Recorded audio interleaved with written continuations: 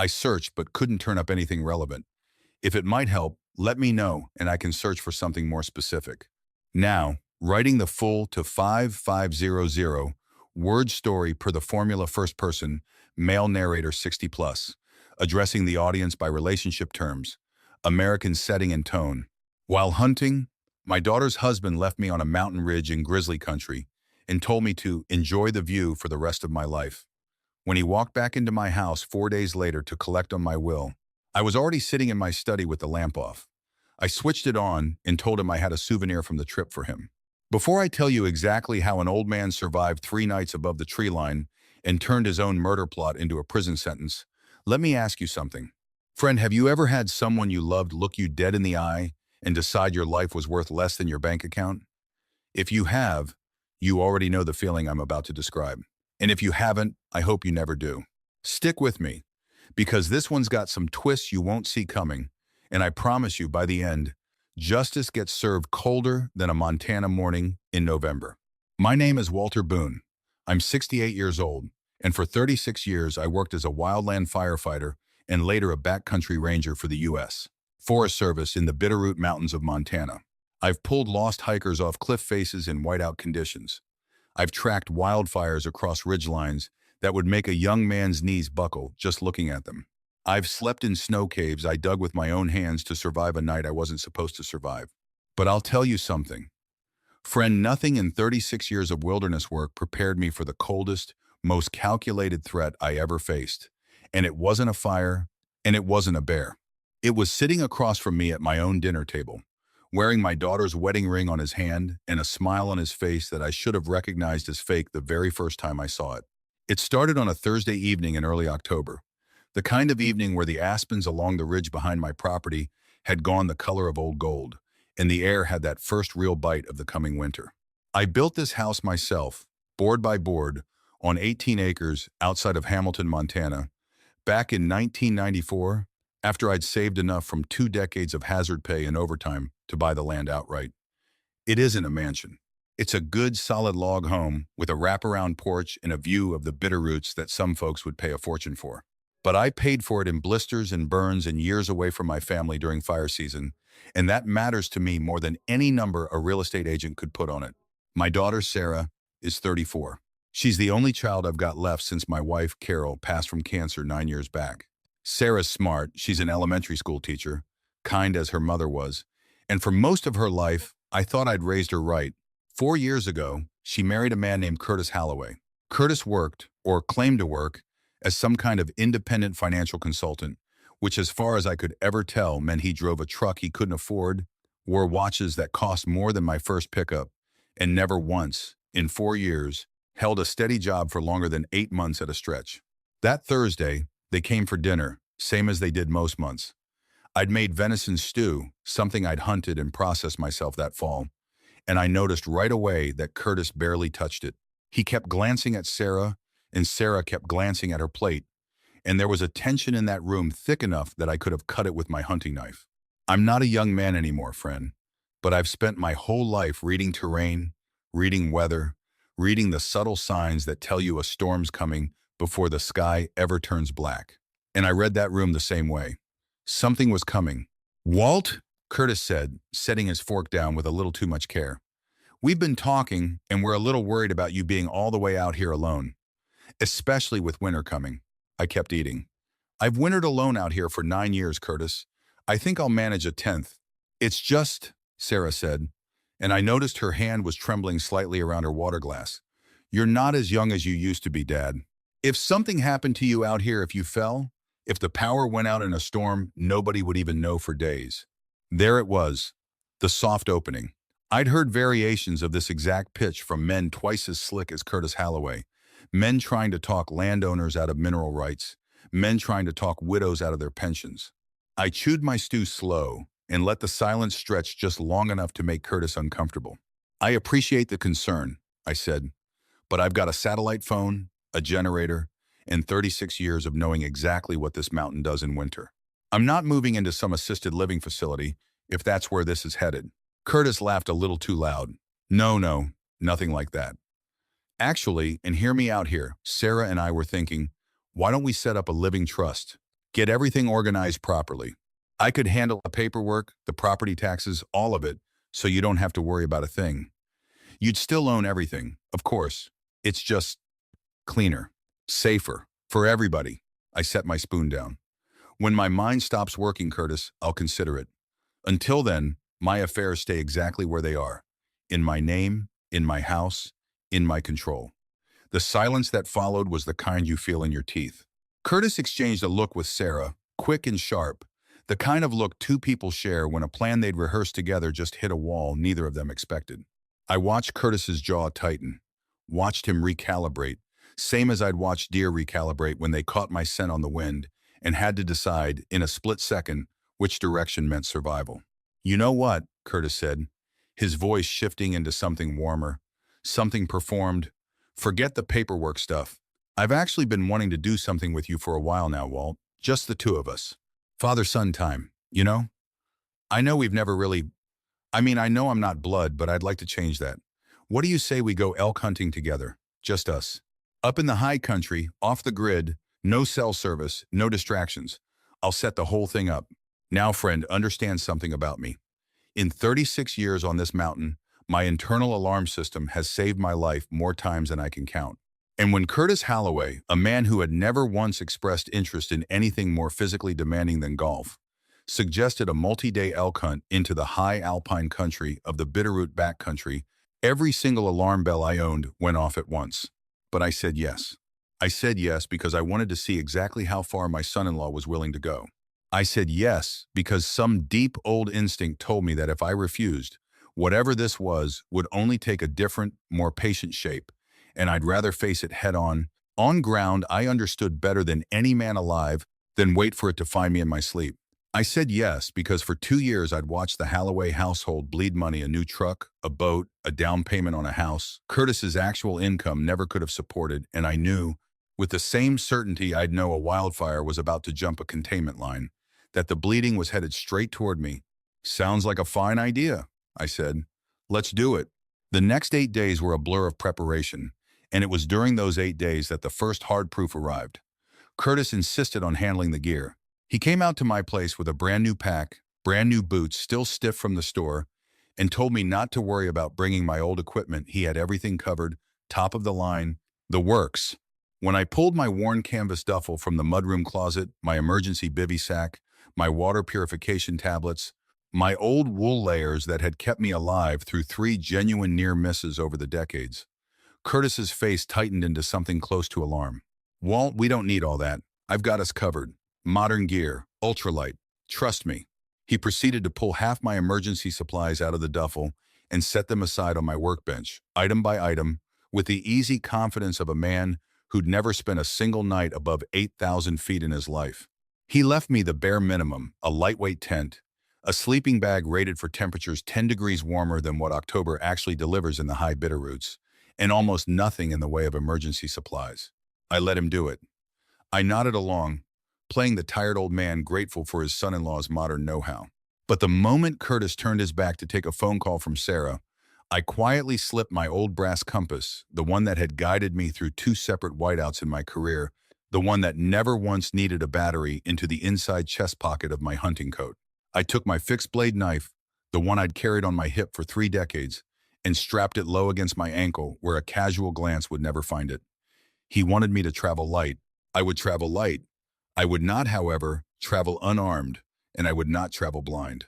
We drove up into the Selway Bitterroot wilderness on a Tuesday morning in a rented 4-wheel drive truck Curtis had reserved weeks in advance, which, I noted, was strange planning for a spontaneous bonding trip.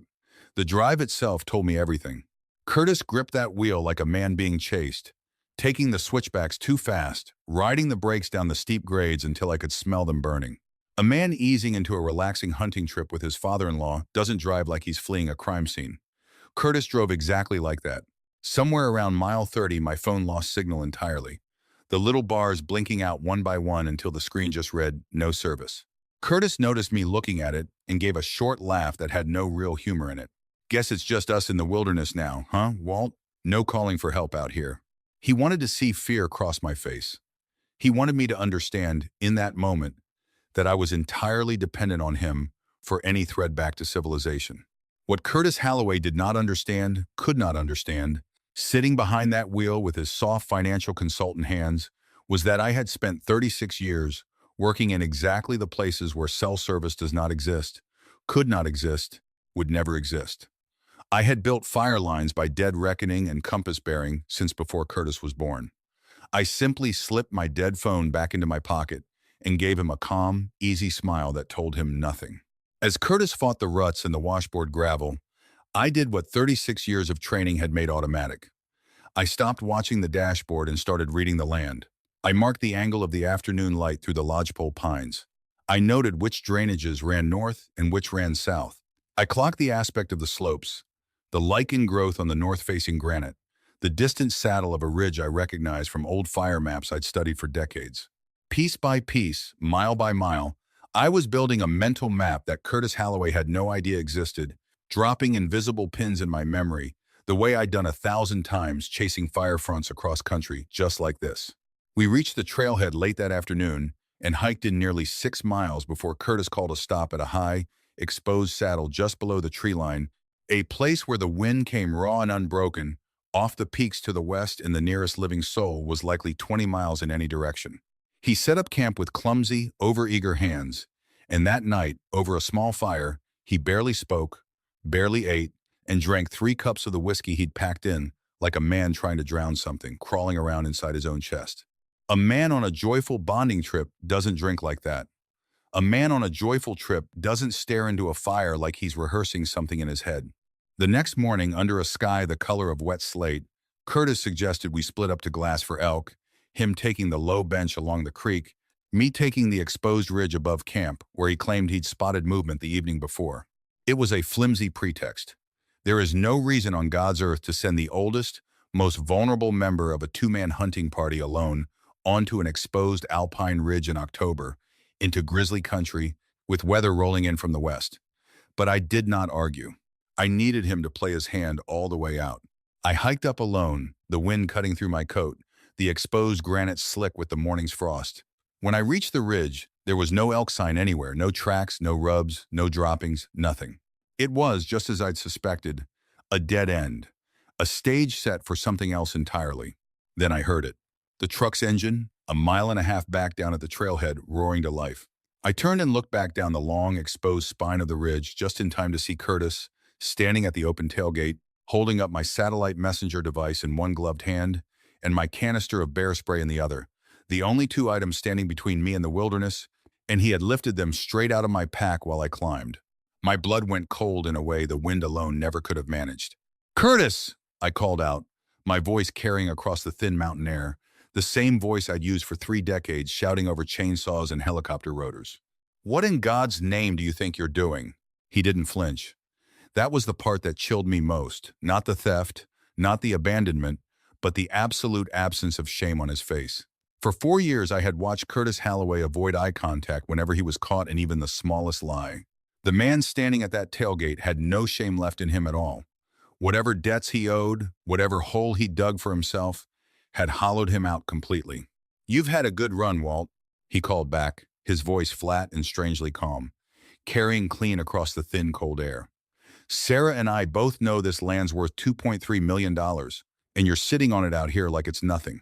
He paused, and then he smiled, an easy, sickening smile I will remember until the day I actually do die. "Enjoy the view for the rest of your life." He climbed into the truck. The engine roared. Gravel sprayed from beneath the tires as he wheeled around and drove back down the mountain, leaving me standing alone on an exposed alpine ridge, 20-some miles from the nearest paved road, with a storm building on the western horizon and Grizzly sign fresh scat, a half-eaten carcass I'd noted the day before, scattered across the very terrain I now had to survive. I stood there a long moment, letting the wind hit me full in the face. And friend, I want you to understand something. I did not panic. I did not weep. I felt the weight of my hidden compass against my chest and the cold steel of my knife against my ankle, and something in me settled, the way it always had settled in 36 years of facing down fires and storms, and men who thought the mountains would do their killing for them. I had spent my entire career preparing other people to survive exactly this kind of situation. Now it was my turn to prove I'd learned my own lessons. The first night was the worst. The temperature dropped into the low 20s, and without my full gear, without the shelter Curtis had confiscated, I had to work fast before the light failed entirely. I found a low pocket beneath an overhanging slab of granite, out of the direct wind, and I spent 2 hours building a debris shelter the way I'd taught 2 decades of junior rangers to build them, a lean-to frame of dead lodgepole branches, packed thick with dry duff and moss for insulation, small enough that my own body heat could hold the space above freezing. I had no bear spray, so I did what any man who's spent his life in grizzly country learns to do. I made noise while I worked, kept my knife within reach, and hung what little food scent I had 100 yards from where I slept, high in a tree, using a length of paracord I always kept looped inside my bootlace, a habit 36 years old that Curtis never thought to check. I did not sleep so much as endure. Every distant crack of a branch sent my whole body rigid, listening, waiting. Somewhere in the black hours before dawn, I heard something large moving through the brush below my shelter, slow and deliberate, and I lay still as stone, knife in hand, until the sound faded back into the dark. I have faced fire, I have faced blizzards, but I will tell you, friend, there is no fear quite like the fear of hearing something enormous, breathing in the dark near you, and knowing you have nothing between you and it but a folding knife. And 36 years of hoping you're reading the signs correctly. By the second morning, the storm Curtis had left me to had arrived in earnest, a hard, wet snow driven sideways by gusting wind, visibility dropping to maybe 50 yards. This should have been the moment that broke me. Instead, it was the moment that saved me, because I recognized the drainage below my position from 20-year-old fire maps I had studied so many times they'd become part of my bones. I knew, with the certainty of a man reading a book he'd memorized, that if I followed that drainage north and slightly east, staying above the worst of the deadfall, it would eventually intersect an old fire access road that hadn't seen regular traffic in a decade but still existed, cut into a Forest Service map I had helped update myself, back when I still carried a badge. I walked 12 miles that day through snow and standing timber, rationing the 4 energy bars I'd had stashed in my coat pocket since before the trip even began, a habit, friend. An old habit of never fully trusting another man's promise to provide for you, no matter how much he insists he's got you covered. My knees screamed. My hands went numb twice, and I had to stop and work the blood back into them under my armpits, the way I'd taught rookies to do it. But I did not stop moving, because stopping, at 68 years old, in that weather, meant not starting again. I reached the old fire road just before dark on the second day, and I want to tell you, the sight of 2 ancient, overgrown tire ruts in the mud was more beautiful to me than any sunset I've ever watched from that ridge behind my house. I followed it another 6 miles by headlamp and by memory, and near midnight, half frozen, I stumbled onto a locked Forest Service equipment cache I knew existed, because I had helped stock it myself 15 years before retiring. A weatherproof box bolted to a concrete pad, holding an emergency radio, a sleeping bag, and enough freeze-dried rations to hold a man for a week. I broke the rusted lock with a rock and my knife handle, and for the first time in 2 days, I slept warm. The radio in that cache was old, but old doesn't mean useless, not to a man who spent his career on exactly that kind of equipment. By the third morning, I'd raised a Forest Service dispatcher I used to work alongside 20 years earlier, a woman named Peggy, who nearly dropped her coffee when she heard my voice come through, static and all, and said my name back to me like she'd seen a ghost. I told her exactly where I was, exactly what had happened, and I told her something else too. I told her not to send help just yet. I told her I needed one more day. Because here's the thing about a man who spent 36 years mapping terrain for a living, friend. I didn't just want to survive Curtis Halloway's plan. I wanted to walk back into my own house before he ever expected to see me again. And I wanted to be sitting there, calm, in the dark, when he came looking for whatever he thought he was owed. Peggy, bless her, understood exactly what I was asking, because she'd worked search and rescue long enough to know the difference between a man in danger and a man settling a score. She arranged a discreet extraction by an old colleague running a small air taxi service out of a private strip near Derby, a favor built on 20 years of trust. No official report filed, no news crews, nothing. By that evening, I was back on the ground in the Bitterroot Valley, 4 days ahead of when anyone, especially Curtis, expected me to reappear. I did not go to the sheriff first. I went home. I sat in my study, in my late wife's old reading chair, in the dark, and I waited. because I already knew, with the same certainty I'd know a fire was about to shift with the wind, exactly how this would play out. Curtis would need proof of my death, or at minimum, proof of my prolonged absence, before he could move on the estate. And a man that desperate doesn't wait patiently. He comes looking. He came on the fourth evening, letting himself in with the spare key Sarah had given him years before, calling my name into an empty, dark house, already rehearsing, I imagine, the grief he intended to perform for whoever needed to see it: insurance men, lawyers, the sheriff's department. I heard him moving through the kitchen, heard him pause outside my study door. I reached over and switched on the lamp.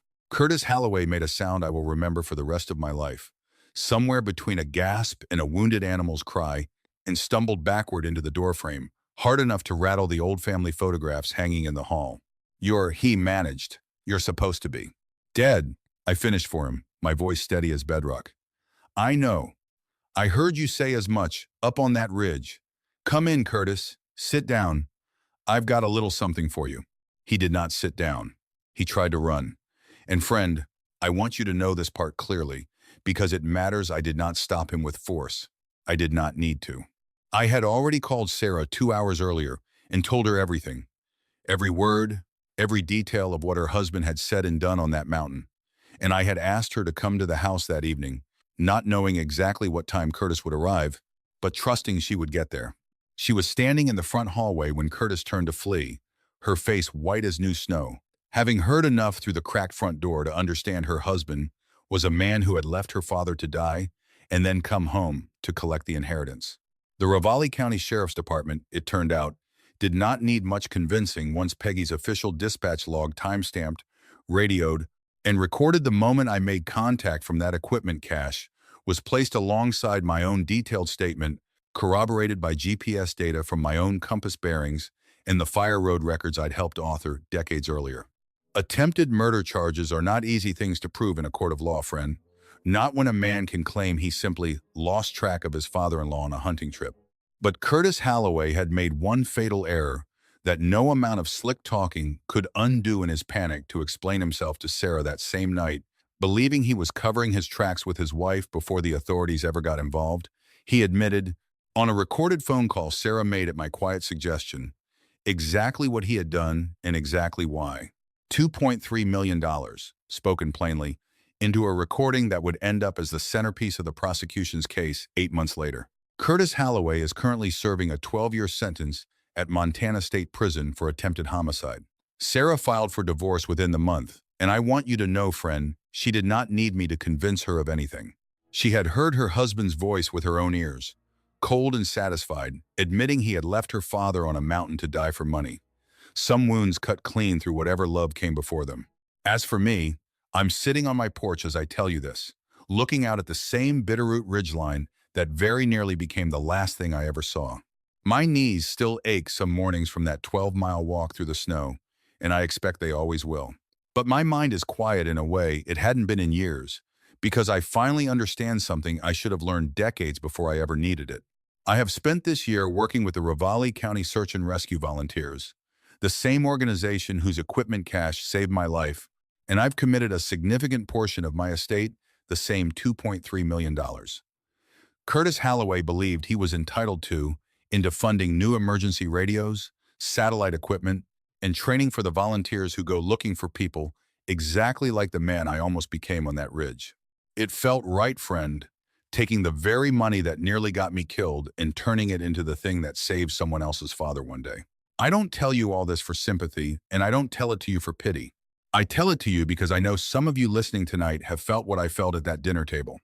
The slow, sick realization that someone you love has started looking at you and doing math instead of feeling love.